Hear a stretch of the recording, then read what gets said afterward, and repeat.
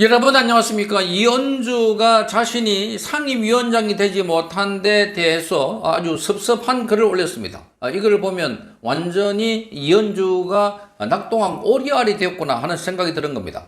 보통 3선 이상이면 상임위원장을 한 번씩 하는데 다른 사람은 2번, 3번 하는 사람도 있는데 본인은 왜 하지 못하나? 나는 무슨 자격이 안 되기 때문에 못하고 있나? 이렇게 하소연하는 글을 올렸습니다. 그러면서 본인은 나는 또다시 탈당하라는 사람들이 있는데 탈당하지 않는다. 쫓아내려면 쫓아내라. 이렇게 말하고 있습니다. 자, 그러니까 본인이 스스로 재발로 나가지 않겠다는 겁니다. 자, 당을 개혁하겠다. 이렇게 말하면서 자, 본인이 상임위원장이 되지 못한 데 대한 억울함을 피력하는 글을 올린 겁니다.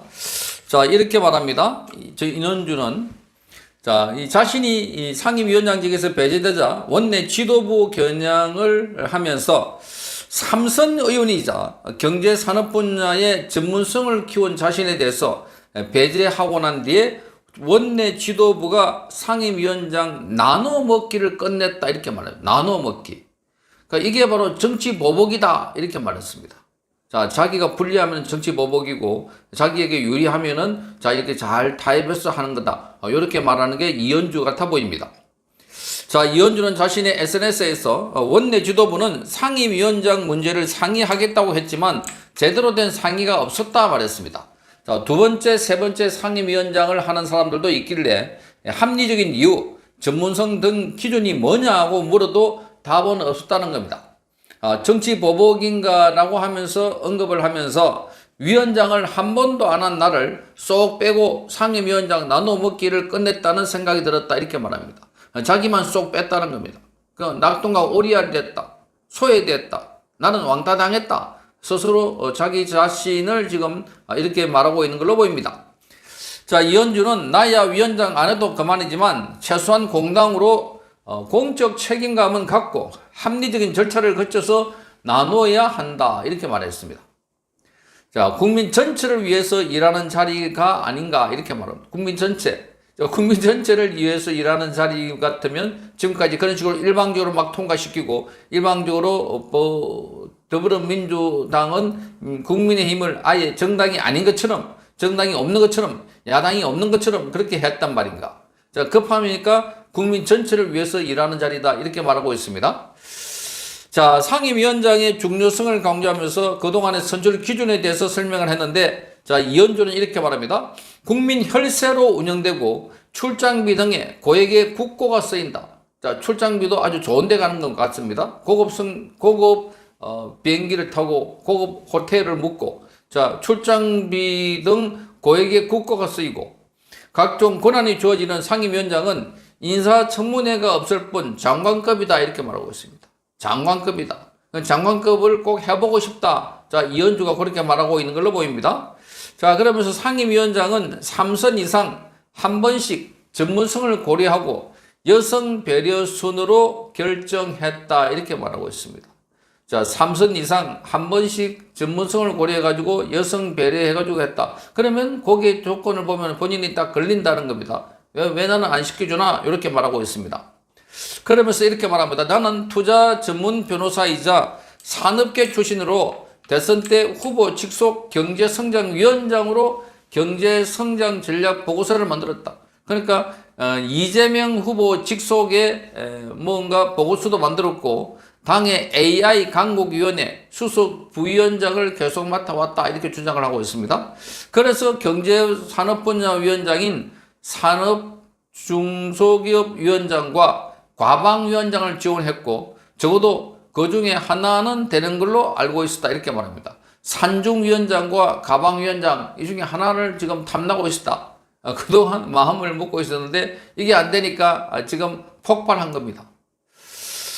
자, 그러면서 다시 이렇게 말합니다. 탈당하라는 조롱을 받았다. 탈당하라. 자, 또다시 탈당 같은 건 안 한다. 쫓아내려면 쫓아내라. 내 발로는 안 나간다. 이렇게 말했습니다. 2017년 민주당을 떠난 이현주는 2024년 국회의원 총선을 앞두고 복당을 한 겁니다. 자, 그러면서 이렇게 말합니다. 돌아올 땐 이 당을 반드시 바꾸겠다고 각오하고 들어왔다. 남을 조롱하고 낄낄대며 왕따시키며 좋아하는 일진 분위기, 허위 사실이나 유포하면서 상대를 악마화시키며 네거티브로 경쟁하는 비생산적이고 저열한 정치판을 끝내기 위해서다 이렇게 말하고 있습니다. 자, 많은 사람들이 기억하기에는 이현주는 자기 이익에 따라 이 당 저 당 옮기는 사람으로 기억하고 있습니다. 자, 벌써 한두 번이 아닙니다. 이현주가 옮긴 당이 많습니다. 그러니까 이게 정치의 생산적이고 정의를 위해서 옮긴 게 아니라 자기 이익을 따라서 옮긴 그런 철새 정신이다 하는 이미지를 갖고 있는데, 그런데도 불구하고 지난번에는 자, 보수 우파 진영에서 조국 사태가 났을 때는 삭발을 하면서 눈물을 흘리면서 생쇼를 했다는 비판을 받아왔습니다.